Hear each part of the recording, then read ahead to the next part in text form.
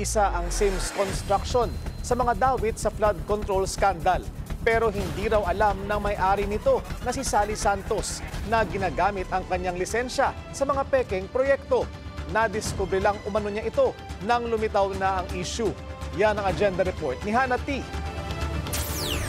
Mula sa paglalako ng ulam at pagtitinda ng dyaryo, umangat sa buhay si Sally Santos dahil sa mga proyekto ng kanyang firm na Sims Construction. Ito ang kumpanyang hinihiraman ng lisensya ng sinibak na DPWH officials na sina Bryce Hernandez at JP Mendoza. Ayon sa sinumpaang salaysay ni Santos, sa bawat paggamit ng dalawang engineer sa lisensya ng Sims, 3% ang makukuha ni Santos sa bawat kontrata. Tinatawagan o text siya ni Hernandez para i-withdraw ang cash mula sa kanyang bangko at sila na raw ang bahala sa projects. 20 to 25% ang makukuha ni Hernandez. May share din si Mendoza at ang matitira makakarating pa sa ilang local officials. SOP o Standard Operating Procedure ang tawag dito ni Santos. Ibig sabihin, Sims Construction ang nakalagay sa papeles ng DPWH pero ibang contractor talaga ang gumagawa nito sa supervision niya ni Hernandez at Mendoza. At dahil maliit lang na kontratista ang Sims, nagpapahanap daw si Hernandez ng malalaking contractors para hiramin ang mga pangalan nito sa mas malalaking projects. Dito na pumasok ang Wawaw Builders, ang isa sa nasaway mismo ni Pangulong Bongbong Marcos dahil sa guni-guning projects nito sa Bulacan. Matatandaang nitong nakaraang buwan, bumisita ang Pangulo sa isang riverwall project sa Barangay Piel sa Baliwag. Ni isang hollow block o semento, hindi raw natagpuan. Ang kontratista nito, ang Sims Construction ni Santos. Binunyag ni Santos na pinagkatiwalaan niya si Hernandez para gawin ang proyekto na may first partial payment na 43 million pesos noong Marso. Kaya't nang lumitaw ang issue sa Ghost Projects, kinumpronta niya si Hernandez. Nagsasabi po ako ng totoo dito eh.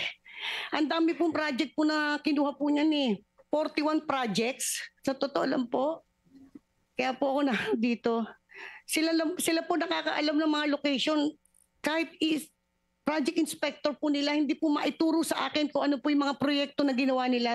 Nadiskubre mismong si Hernandez ang may pakana ng mga palpak na proyekto sa Bulacan, gaya ng sa Barangay Piel, at hindi lang siya ang nabiktima nitong kontratista. Kahit ako po mismo contractor, hindi ko po malocate yung mga proyekto po na nilagay po nila na yan. Wala po maituro po sa akin ng mga inspector nila. Base sa naunang listahan ng Pangulo, nasa 16 government projects sa Bulacan ang nalikom ng Sims Construction mula 2022 na nagkakahalaga ng higit kumulang 900 million pesos. Bagamat una nang itinanggi ni Hernandez ang mga paratang, hindi naman siya nakalusot kay Senate Blue Ribbon Committee Chair Panfilo Lacson dahil nakadiskubre na rin siya ng ganitong modus ni Hernandez. Ayan, kayo yan eh. Ang ginamit nyo, lisensya ng Sims eh. Pero kayo yung kayo bali yung nag-implement. Di ba? O, tatanggi ka. Yan ang modus operandi nyo, di ba? Marami yan. Totoo po, Your Honor. Totoo. Okay, thank you. Paulit-ulit daw sinubukang makipagkita nina Hernandez at Mendoza kay Santos at sinabing sinisikap nilang tapusin ang ghost projects na ginawa nila. Nasaan yung social responsibility, moral responsibility mo sa bayan na ito? Nanumpa ka pa? Alam mo, Mr. Chair, dapat tanggalan ng lisensya ito ng Philippine Regulatory Commission, ng PRC, ito mga ito eh. Conduct unbecoming. Nanumpa-numpa pa kayo. Una nang ikinatakot ni Santos ang seguridad niya at ng kanyang pamilya at nirekomenda ng maipasok siya sa Witness Protection Program. Ikinatuwa ni Senate President Tito Soto ang hayagang pagbubunyag ni Sally Santos ng mga detalye tungkol sa flood control scam sa Bulacan. Sa ngayon, titimbangin pa ng DOJ kung maaari siyang makapasok sa Witness Protection Program. Para sa Agenda, Hannah T., Bilyonaryo News Channel.